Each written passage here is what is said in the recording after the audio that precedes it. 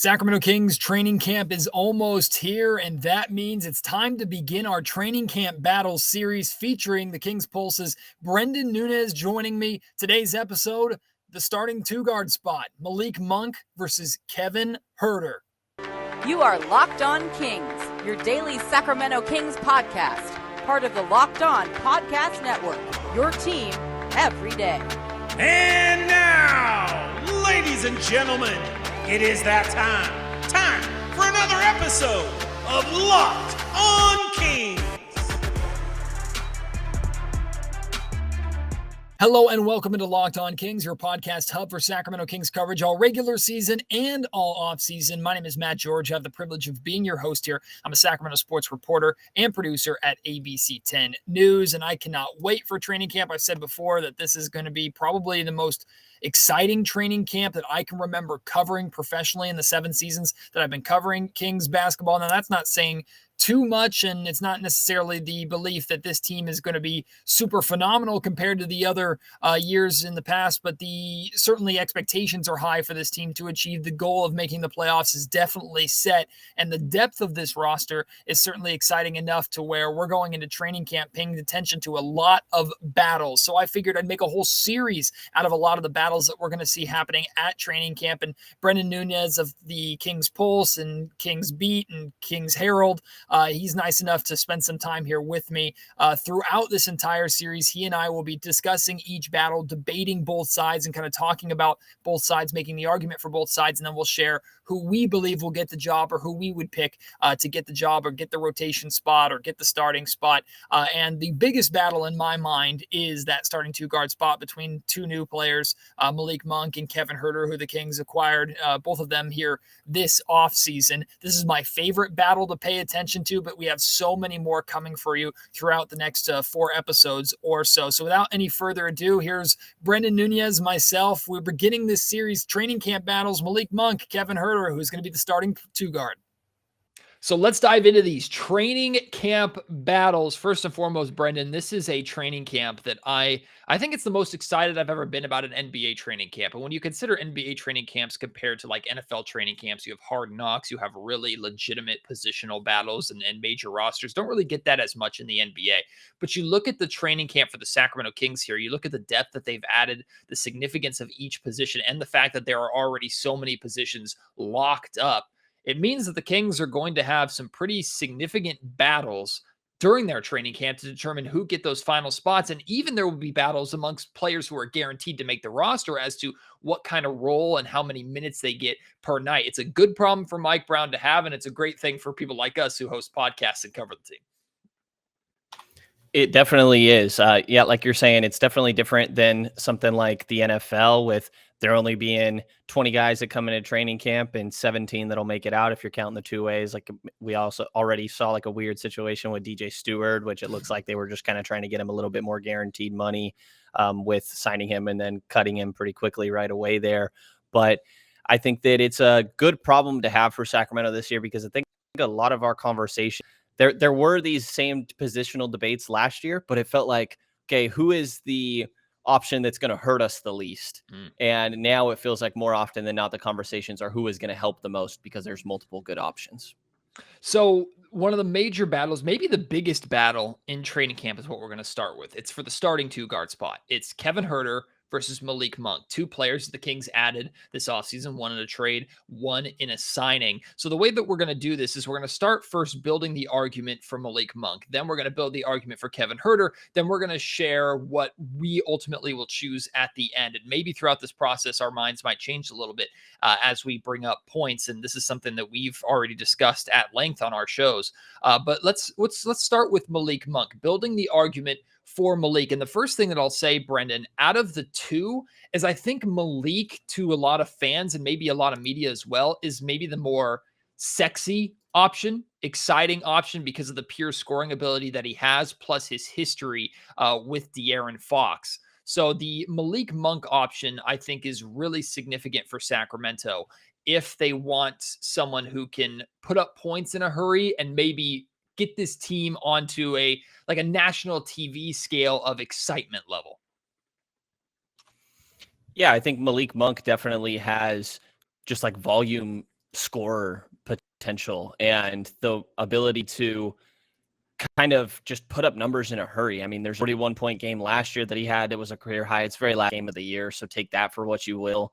But there's 6 different games where he put up more than 25 or more points. I think that the creation on 2 different levels, and I know like there's so much value in a 3-level scorer, right? But I think that 2-level is just as fine when you're not talking about a star player. Because as long as you're not only single faceted, that you only can do one thing, then it can't be taken away. Malik Monk is a great shooter. Huerter, that we're also going to get to. Both of those guys are 41.9% catch and shoot shooters with their respected teams last year. So shooting is for sure going to be a positive with both of them. But if you close out hard with Malik Monk, he's going to be able to put the ball on the floor, and his crazy athleticism that I didn't cover the draft amazingly at the time that him and Fox came out. So I forgot just how bouncy Malik Monk really is. And it's crazy. The whole nickname God of Dunk that I think was given to him at the time of college is a little bit of a fun one. Not sure how often I'll be using it, but it is a little bit of a fun one, and I think warranted. The finishing at the rim with his explosiveness is great. I think that really there's going to be games that you just can't. It's going to be hard to take him out of the game when he's on fire. Watching a lot of the film of De'Aaron Fox and Malik Monk together in their time at Kentucky, what stood out to me a lot is how much Monk ran in transition, how much Monk was the one pushing the break a lot of times, and Fox is almost outlet passing ahead to Malik, and he was showing his athleticism, his speed, getting up and down the floor, his ability to attack the basket, like you said. That's significant for a system that, at least according to Mike Brown so far, he's saying they want to play fast. They want to get up and down. So I think Malik Monk's ability to play in transition, maybe being a better overall transition offensive player than Kevin Huerter, at least in my mind to this point, that might give him a significant edge. I think that, yeah, transition is, when going through these two guys, transition is one of the standouts to me when it comes to Malik's advantage over Kevin Huerter's here. And a lot of it has to do with that athleticism. And also there's a lot of value in these trailing threes. You know, he's a ridiculously good shooter. 67% at the rim last year. Finishing is ridiculous. I mean, that's like De'Aaron Fox sort of numbers. And it's interesting to think that the 6'3" versus the 6'7" that Huerter has, that Monk could be the better finisher. I don't think that Huerter is bad in that aspect, but it really is the balance and sort of like contortionist body control that Malik has paired with that I think makes him such a good threat in transition. And also, like, there is, you know, everybody talks about spacing when it comes to like horizontally, but vertical spacing is something that I think maybe is overlooked a little bit sometimes. And again, weird to think of this from a 6'3" guy, but in transition, like, he's a legitimate lob threat. Even in the half court, he's a lob threat. And I think having that pre-built chemistry with De'Aaron is definitely a big plus. And I imagine that Huerter won't be a slouch in transition, but that's one of the primary areas where I think Monk is favored, and a lot of that has to do with his athleticism. Let's talk about that Monk and Fox chemistry a little bit, because there's the obvious connection with their time together at Kentucky. They're best friends. They're still very close to one another. But ultimately, we're talking about one season in college they spent together years ago. They've spent more time apart than they have together. And even though they're together for one season, and Kentucky had a good season in the big win over UCLA and the somewhat deep NCAA tournament run, like, that was just 1 year that these guys played together, and they've had their whole NBA careers before that time. You could argue that Malik Monk was the better player on that team, at least statistically, but De'Aaron Fox was drafted higher for a reason. De'Aaron Fox is the better player out of the two so far in their NBA careers. Should we really put that much stock into one season of the two of them together, or do you think it's very possible to reignite what they had in Kentucky here in Sacramento and pick that up? That's a tough one. I think it's a great question, Matt, and something that'll be like important to keep tabs on. I think that it goes beyond the one season, because my understanding is that they've stayed close since that point. So from now, for where we're at now, I think it's, 5 to 7 years, somewhere in that range, where they've been good friends. They say that they stay in contact all the time, along with Bam Adebayo and Wenyen Gabriel. My understanding, there's a group chat and they're all interacting all the time. So I think just like the familiarity of having a close friend on the roster, in my mind, it's more beneficial off the court than on, because I actually think that Huerter is a better complement to De'Aaron that we'll get to here. But I think that just having that comfort could be really big for both of them. And I think that there's moments where maybe engagement hasn't been De'Aaron's strong suit. And I think that when you have one of your closer friends there that's able to kind of, for a lack of a better word, like call you out or slap you into shape, I think that that could be really beneficial. And I think little things like in transition or in half court, whenever, like there's a lot of times where it's like De'Aaron probably could have thrown that down and instead he went for a layup. And I know it's 2 points no matter what, but I do think there's a momentum difference. And I think at least for me, if I'm playing with one of my close friends, I'm probably more likely to go for something a little bit more flashy than a routine play. And I weirdly think that that makes a little bit of a difference for the fans and the energy in the stadium, for the momentum of the team in general.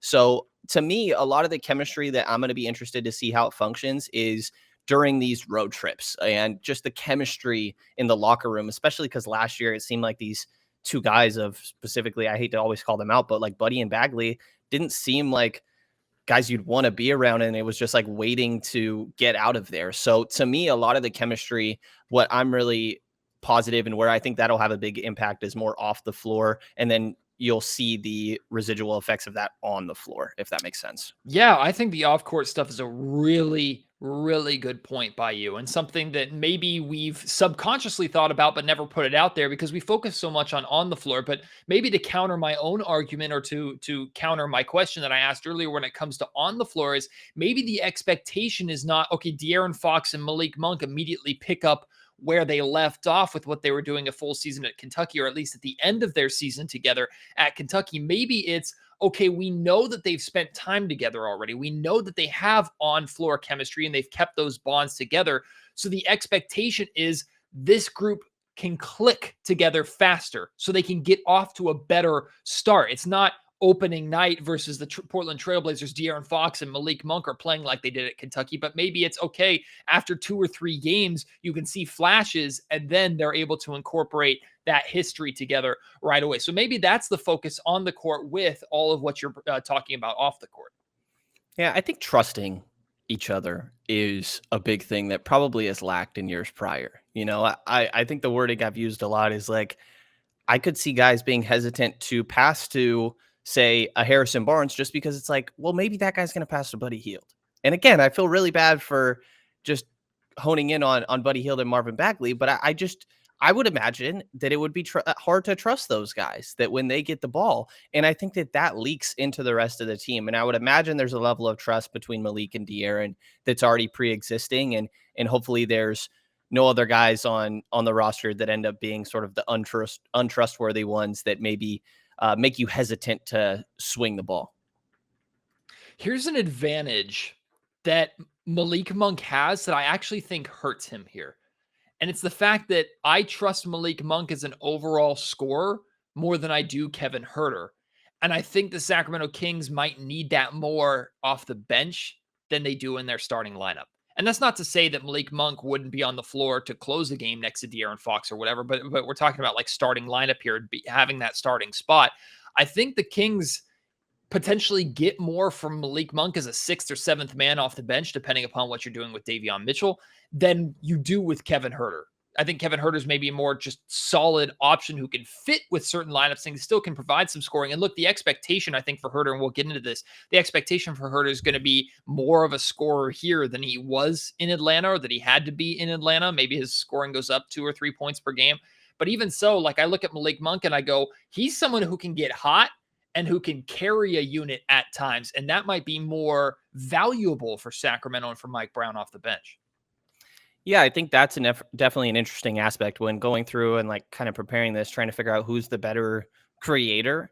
I think it's more complicated than I initially thought. Like for me, right away, I'm like, oh, it's Monk. He's the better one at creating for himself. But then it's like, oh, well, he looked best when he was playing off of LeBron and Anthony Davis and other ball handlers in LA. Like maybe there's, it's a good keeping the advantage going rather than creating it himself. But I think that the handle is definitely an improvement for Monk over Huerter. And I think creating his own shot is where Monk definitely has an advantage. But then transferring that to your teammates might be a little bit of a different story. But for sure, the self-creation that Monk has, I think is a big edge. And I think you said it well. It, in a weird way, might be a disadvantage when it comes to who's in the starting lineup. Today's episode of the Locked On Kings podcast is brought to you by BetOnline. BetOnline.net is your number one source for all your pro and college football betting needs and sports info this season. Of course, once basketball season rolls around, professional basketball, college basketball, they have it all. You can find all the latest football league developments happening currently, game matchups, news, and podcasts, including this year's opening weeks of games. Hopefully you made money on week one. Hopefully you're gearing up to make money on week two. BetOnline is also your continued source for all your sports wagering information, including live betting, esports, and scores. And look, it's not just the major juggernaut leagues that you know and love. They also have great events like MMA, boxing, and golf. Of course, great betting going on right now in the MLB as playoffs there get closer and closer. Head to the website today or use your mobile device to learn more about the trends and the action at BetOnline, where the game starts. So let's talk about Kevin Huerter now. Let's build the argument for Kevin Huerter in the starting lineup. And the first thing that jumps to the page with me, Brenden, with Kevin, is I have a bigger sample size with him as a starter. I can trust him more. So maybe while Fox might trust Monk more because of their history, Mike Brown and the Kings might trust Kevin Huerter more because of his history, what he was able to do, how he was able to fit in on a team in Atlanta that did make the playoffs. And whether that's as a 2 or as a 3, that maybe is an advantage as well. But I think we've seen more from Kevin Huerter. Malik Monk's coming off of his best season with the LA Lakers, but that team wasn't good. Kevin Huerter and the Atlanta Hawks struggled last season, but the season before had a really good year, had a deep playoff run. He was an important starting piece of that team.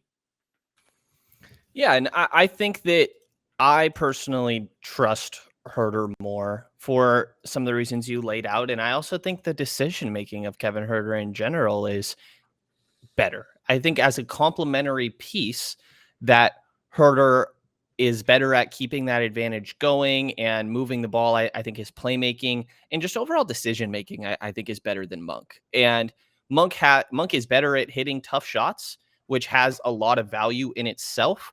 But I think Huerter is good at picking the right spots and still, creating when he needs to. And like I said, kind of keeping the advantage going. One of the big standouts to me, which I'm sure you were going to get to here, is just the 6'3" versus 6'7", really. Yeah. And so much of that, this is where I think the chemistry when it comes to, or the fit with De'Aaron Fox, if we're talking about both of these guys as potential 2 guards and starting backcourt partners with De'Aaron, I think this is where Huerter has a really big advantage because 6'7" with a identical wingspan, from my understanding. I think we've seen him kind of covering for Trae Young, and I don't think that De'Aaron is a Trae Young level defender where you have to absolutely hide him, but it certainly helps when you have your offensive engine with less responsibilities on the defensive end. And I think that Huerter, while he is certainly capable of playing the 3, and it's easy to forget, like somewhat split his time at the 2 and 3, maybe like 60-40 towards the 2 during his time in Atlanta. While I think he's capable of playing the 3, I think he's shown to be better at kind of guarding smaller guards and point of attack defenders with more of a length and kind of fundamentals with getting through screens and such, rather than having to play a little bit more bully ball with some of these bigger 3s. But when Atlanta was just in their 2 play-in games that they won this past season, first is against Charlotte and Kevin Huerter's guarding LaMelo Ball. Second is against Cleveland, Kevin Huerter's guarding Darius Garland. To me, defensively, and being able to take those opposing point guard assignments is where Huerter has a big advantage. Now we'll have to see if Mike Brown is somebody that does that, because it wouldn't surprise me if Mike Brown leans more towards you're guarding your own assignment, De'Aaron, because you can do it and need to.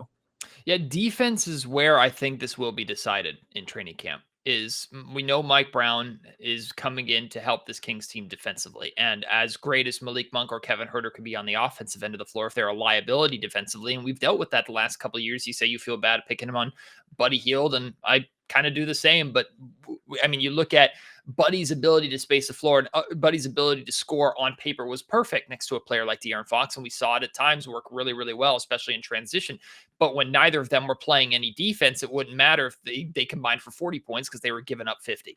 So if one of Malik Monk or Kevin Huerter is a better defender over the other, I think that wins them the spot with how consistent they both are as scorers. And again, it goes back to trust and what I've seen. I've seen Kevin Huerter be a better defender and be more known for his defense than Malik Monk. Now, Kevin Huerter has never been known in the NBA as a lockdown defender, but he has the size, he has the patience, he has the basketball IQ, all things that I think Malik Monk is capable of. And Malik even said in their introductory press conference in Las Vegas that was one of the challenges that was issued to him when the Kings signed him was, hey, we need more defense out of you. So this is where I think a lot of the attention is going to be in training camp is, are these guys able to still continue that offensive output that they're known for while giving not just effort, but getting results on the defensive end of the floor? I trust Kevin there more than I trust Malik at this point without the training camp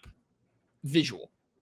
I'm definitely with you. And I think it's a tricky line to toe because Atlanta was one of the other teams that was probably on par with Sacramento when it came to their defensive production or lack thereof.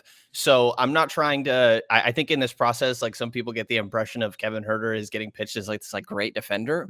And I think it's not that, it's just the starting point, right? Yes. Like we talked about Buddy Hield, and it's like, it's a low bar. And I think just moving up to average defense is such a big plus for everything that they bring on the offensive end. Both of these players that we're talking about, Huerter and Monk, are really talented, multifaceted offensive players that can contribute in multiple ways on that end. And defensively, I think you just have to not be a liability there. I think that I would be shocked if there were moments where Huerter is a liability. I could see it happening with Monk here and there. When it comes to Huerter's scoring, though, he's pretty much the last 3 seasons hovered right around 12. His average is technically 11. Most of that has to do with his rookie season when he averaged like 9 points or something like that. He's a 12 points per game scorer, essentially, right around there. How much does that number have to come up for you if he's going to be a starter on Sacramento? Because even though so much of the offensive output is going to be on De'Aaron Fox, so much of the offensive output is going to be on Domantas Sabonis, what I'm looking for out of this starting spot, and it also kind of depends on what the Kings do at the 4 spot, is potentially the 3rd or 4th option on offense out of the starting spot.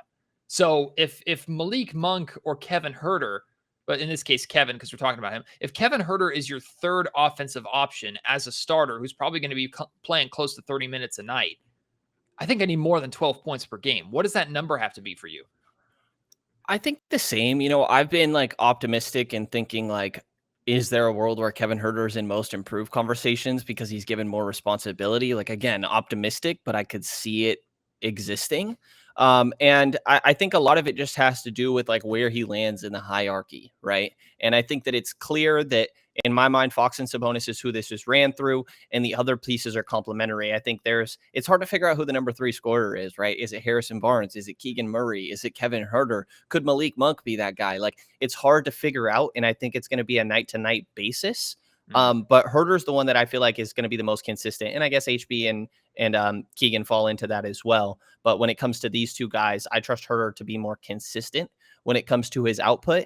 And honestly, if it's sitting around 12, I don't know that I'd be all that disappointed when his percentages are, 45% from the field, 39% from 3. Like, I feel okay with that. I would love to get more, but I'm kind of trying to pump the brakes myself on because like I said, I'm talking myself into most improved player conversations.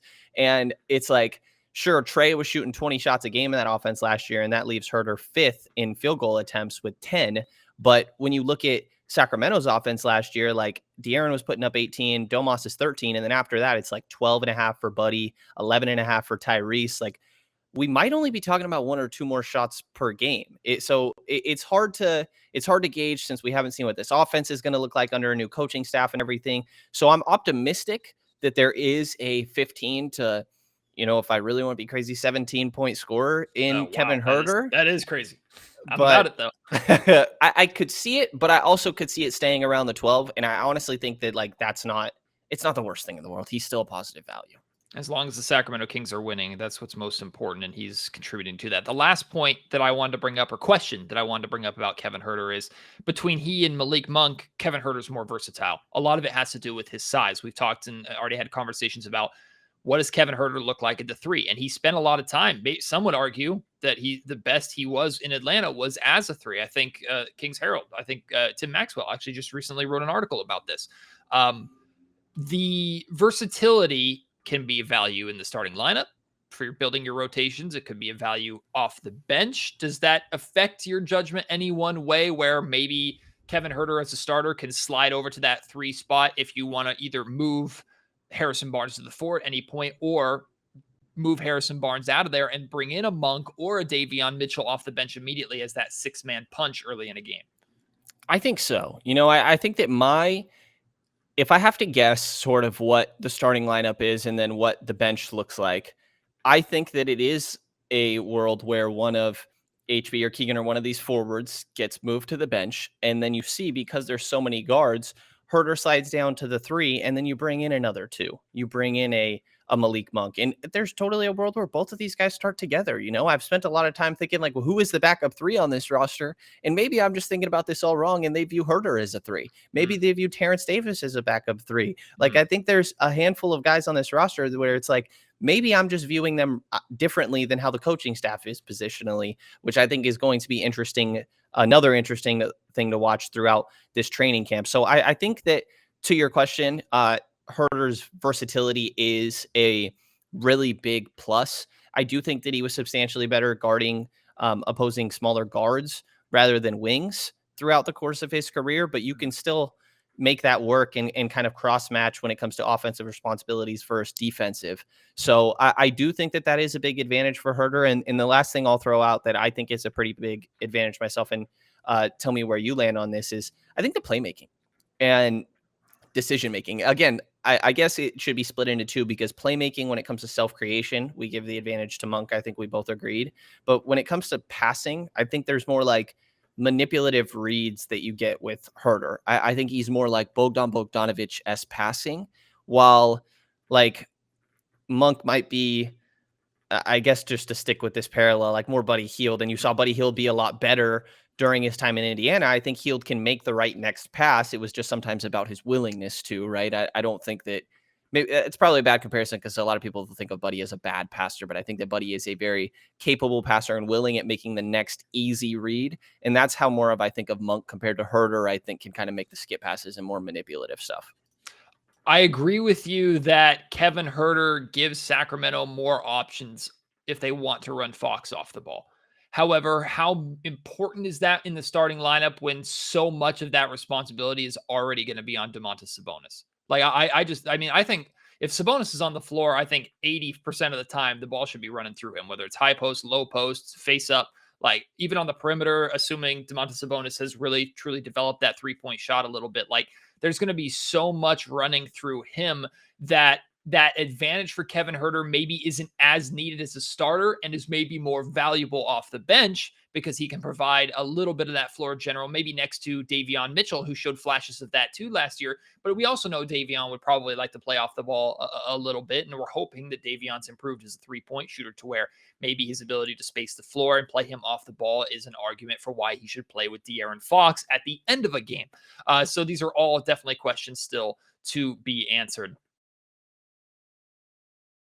Here we go. Let's put everything that we've discussed and share what we feel will be the choice, or if we were making this choice right now, again, pre-training camp context, who we would pick between Kevin Huerter and Malik Monk for that starting 2-guard spot. Weighing everything that we've discussed, Brenden, who is your choice for that starting 2, or who do you think is going to be the starting 2 for the Sacramento Kings come opening night against Portland?